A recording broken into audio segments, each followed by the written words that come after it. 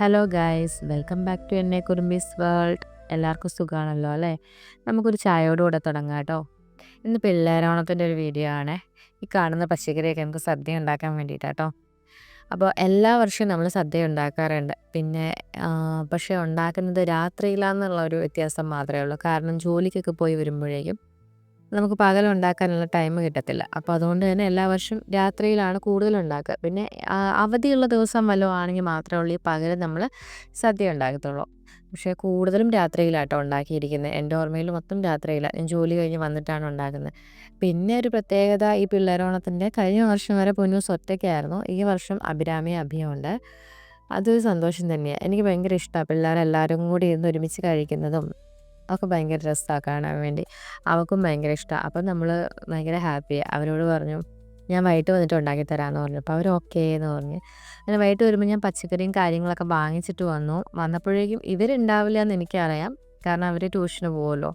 ഞാൻ പിന്നെ വന്നൊന്ന് ഫ്രഷായിട്ട് ഒരു ചായയൊക്കെ ഇട്ടു. ചായ പിന്നെ ഇരുന്ന് കുടിക്കാനുള്ള ടൈം ഇല്ലാത്തതുകൊണ്ട് വിചാരിച്ചു ജോലി ചെയ്തുകൊണ്ട് തന്നെ ചായ അങ്ങ് കുടിക്കാം എന്നോർത്തു. കഴിക്കാനും ഞാൻ മേടിച്ചുകൊണ്ട് വന്നായിരുന്നു. അപ്പം അതും കൂടെ ഇതിലൂടെ അങ്ങ് നടക്കുമല്ലോ. ഞാൻ ഉണ്ടാക്കാൻ ഉദ്ദേശിക്കുന്നത് പയറുതോരനാണ്. ഇപ്പം പയറുതോരനാണ് ഞാൻ ആദ്യം ഉണ്ടാക്കാമെന്ന് വിചാരിച്ചു. അപ്പോൾ പയറുതോരനും ഒരടുപ്പിൽ പയറുതോരൻ, ഒരടുപ്പിൽ കഞ്ഞിയും കൂടെ വെച്ചു. എന്നിട്ട് ബാക്കി പരിപാടികൾ ചെയ്യാമെന്ന് വിചാരിച്ചു. ഇന്ന് ഉണ്ടാക്കുന്നതെന്ന് വെച്ചാൽ പയറുതോരൻ, അവിയൽ, സാമ്പാർ, പച്ചടി, കൂട്ടുകറി, പപ്പടം, ചോറ്, പായസം, അച്ചാർ ഞങ്ങൾ വെളിയിൽ നിന്ന് വാങ്ങിച്ചായിരുന്നു. അപ്പം അച്ചാർ ഉണ്ടാക്കേണ്ട ആവശ്യമില്ല. കാരണം ഈ പിള്ളേരോണം എപ്പോഴും മറന്നു പോകും. അപ്പം രാവിലെയോ അല്ലെങ്കിൽ തലേദിവസമോ ആയിരിക്കും അറിയുക നാളെ പിള്ളേരോടാണെന്ന്. അപ്പോൾ പെട്ടെന്നായിരിക്കും. അപ്പം എനിക്ക് അച്ചാർ അധികം ഇടാൻ അറിയില്ല. അച്ചാർ ആരെങ്കിലും പറഞ്ഞാൽ വിശ്വസിക്കുന്നില്ല. എനിക്ക് അച്ചാർ ഇടാൻ അറിയത്തില്ല. ഞാൻ അച്ചാർ ഇടാറില്ല. എളുപ്പമാണ് സംഭവം. പക്ഷേങ്കിൽ ഞാൻ ഇതുവരെ അച്ചാർ ഇട്ടിട്ടില്ല. ഒരു കോമഡി ആയിരിക്കില്ലേ. ഇതുവരെ അച്ചാർ ഒറ്റയ്ക്ക് ഇട്ടിട്ടില്ല. എൻ്റെ ഹസ്ബൻഡ് ഉണ്ടാക്കി തരും. ചേട്ടൻ അച്ചാർ നന്നായിട്ട് ഉണ്ടാക്കി തരും. അതുകൊണ്ടായിരിക്കും കേട്ടോ, മടി പിടിച്ചുകൊണ്ടായിരിക്കും മേ ബി ഉണ്ടാക്കാത്തത്. അങ്ങനെ ഒരാൾ ഉണ്ടാക്കി തരാനുണ്ടാകുമ്പോൾ നമുക്കൊരു മടിയല്ലേ, അതുകൊണ്ടായിരിക്കും. അപ്പം അച്ചാർ ഞങ്ങൾ കടയിൽ നിന്ന് വാങ്ങിച്ചു. ഇത് പെട്ടെന്ന് അറിഞ്ഞൊരു കാര്യമായതുകൊണ്ട് അച്ചാർ ഉണ്ടാക്കാനുള്ളൊരു സമയം ഒന്നും എനിക്ക് കണ്ടില്ല. അതുകൊണ്ട് തന്നെ അച്ചാർ കടയിൽ നിന്ന് വാങ്ങിച്ചു. അപ്പോൾ ആദ്യം തന്നെ നമ്മൾ തോരനാണ് ഉണ്ടാക്കിയത് കേട്ടോ. പയറുതോരൻ. ആ പയറുതോരനായി പിന്നെ കഞ്ഞിക്ക് വെള്ളം വെച്ചു. ഈ കഞ്ഞി ഞാൻ വെക്കുന്നത് റൈസ് കുക്കറിലാണ്. അപ്പോൾ അത് തിളച്ച് കഴിയുമ്പം എളുപ്പമുണ്ട്. വേഗം അതിനകത്തോട്ട് അങ്ങ് ഇറക്കി വെച്ച് കഴിഞ്ഞാൽ ചോറ് അവിടെ ഇരുന്നായിക്കോളും. അപ്പോൾ തോരനും ചോറും സെറ്റ്. അത് കഴിഞ്ഞിട്ട് കൂട്ടുകറിക്ക് വേണ്ടിയിട്ട് ചേനയും പിന്നെ പച്ചക്കായയും കൂടെ അരിയുന്നുണ്ട്. ചേന അരിയുമ്പോൾ ചൊറിച്ചിലുണ്ടല്ലോ, എല്ലാവർക്കും ഇല്ലേ, അതെനിക്കും ഉണ്ട് കേട്ടോ. എന്താണെങ്കിലും ചേനയും പച്ചക്കായയും അരിഞ്ഞിട്ട് കുക്കറിനകത്ത് ആ കടലയിലിട്ടിട്ട് വേവിക്കാൻ വെച്ചു.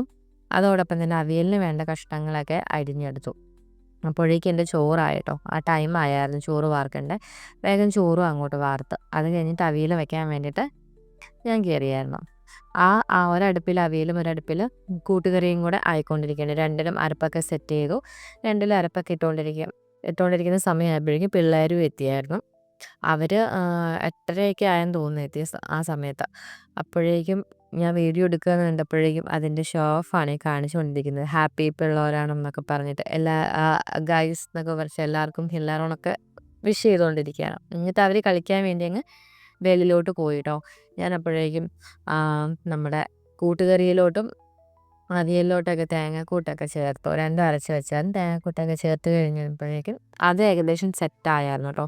ഇനി പായസവും ഒരു സാമ്പാറും കൂടെ വെക്കണമായിരുന്നു. അപ്പം വേഗം ഇത് റെഡി ആവുകയാണെങ്കിൽ അതും കൂടെ പെട്ടെന്ന് സെറ്റാക്കാമല്ലോ. അപ്പോൾ നിങ്ങൾക്കറിയാവോ എപ്പോഴാണ് പിള്ളേരോണം? കർക്കിടക മാസത്തിൽ ആവണിയവിട്ടം എന്ന് വരുന്ന ദിവസത്തിലാണ് പിള്ളേരോണം ആഘോഷിക്കുന്നത്. പിന്നെ കേരളത്തിലെ എല്ലാ സ്ഥലത്തും പിള്ളേരോണം ആഘോഷിക്കുന്നുണ്ടോ അതെനിക്കറിയില്ല. നിങ്ങൾക്കറിയാമെങ്കിൽ നിങ്ങൾ കമൻറ്റ് ചെയ്യട്ടോ.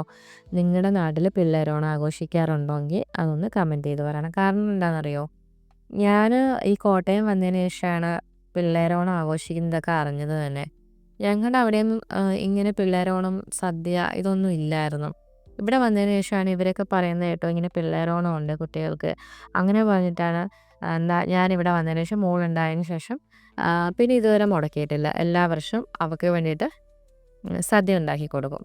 അപ്പോൾ നിങ്ങളുടെ നാട്ടിൽ പിള്ളേരോണം ആഘോഷിക്കുന്നുണ്ടോ? എങ്ങനെയാണ് ആഘോഷിക്കുന്നത്? അതൊക്കെ ഒന്ന് കമൻറ്റ് ചെയ്യട്ടോ. നല്ല രസമല്ലേ നമുക്ക്?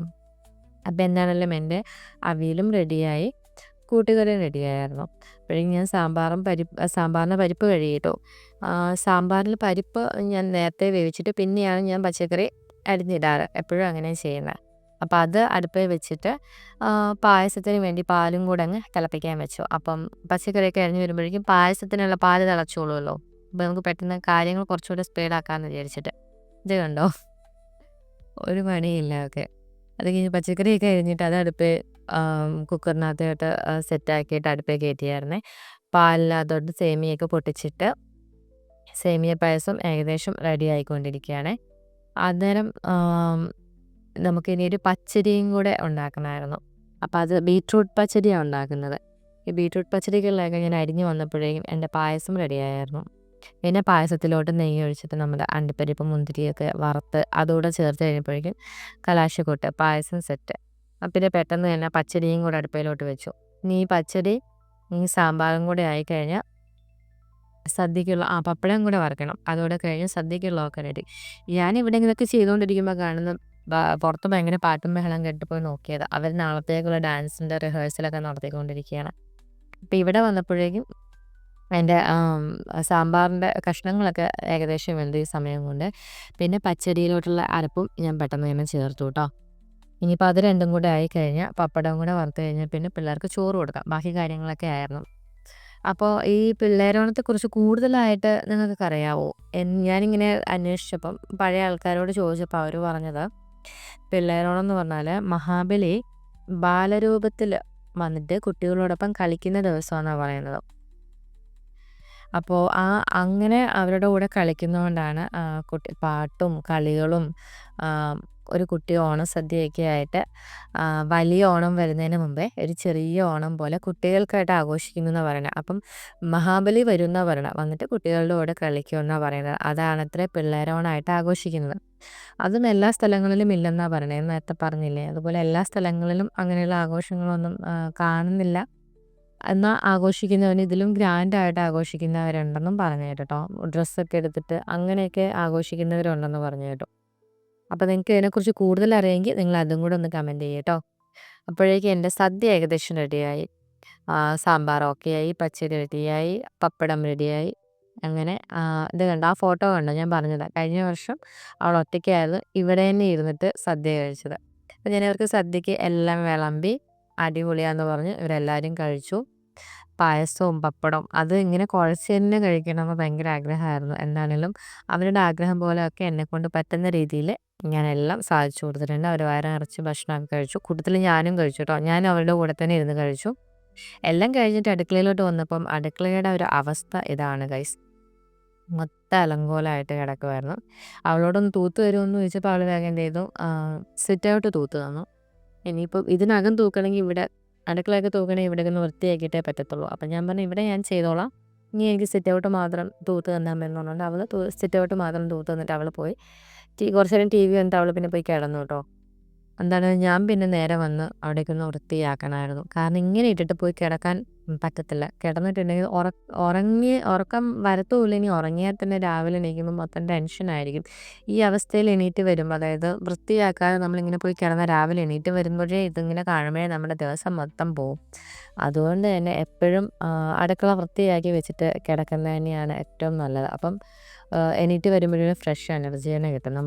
നമ്മുടെ അടുക്കളയൊക്കെ വൃത്തിയായി കിടക്കുന്ന കാണുമ്പോൾ തന്നെ കുക്ക് ചെയ്യാൻ വേണ്ടിയിട്ട് നമുക്കൊരു എനർജി തന്നെ കിട്ടും. അതുകൊണ്ട് തന്നെ രാത്രി തന്നെ എല്ലാ കാര്യങ്ങളും ചെയ്തിട്ട് കിടക്കാന്നുള്ള രീതിയിൽ അങ്ങനെയാണ് എപ്പോഴും ചെയ്യാറ് കേട്ടോ. രാത്രി കിടക്കുന്നതിന് മുമ്പ് പാത്രങ്ങളൊക്കെ കഴുകി വെച്ചിട്ട് ഞാൻ പോയി കിടക്കാറുള്ളൂ.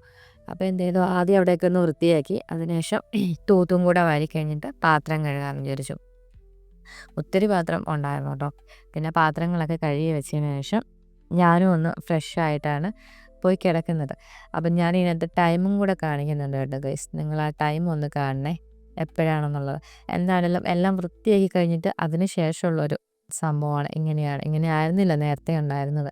ഇപ്പം എന്താണേലും എല്ലാം വൃത്തിയാക്കി തൂത്ത് തുടച്ച് പാത്രമൊക്കെ കഴുകി വെച്ച് ബാക്കി ഫുഡൊക്കെ നമ്മളവിടെ അറേഞ്ച് ചെയ്ത് എല്ലാം സെറ്റാക്കി ഞാനിവിടെ വന്നപ്പോഴേക്കും ഞാൻ നേരത്തെ പറഞ്ഞില്ലേ, അവൾ നല്ല അടിപൊളി ഉറക്കമാണ്.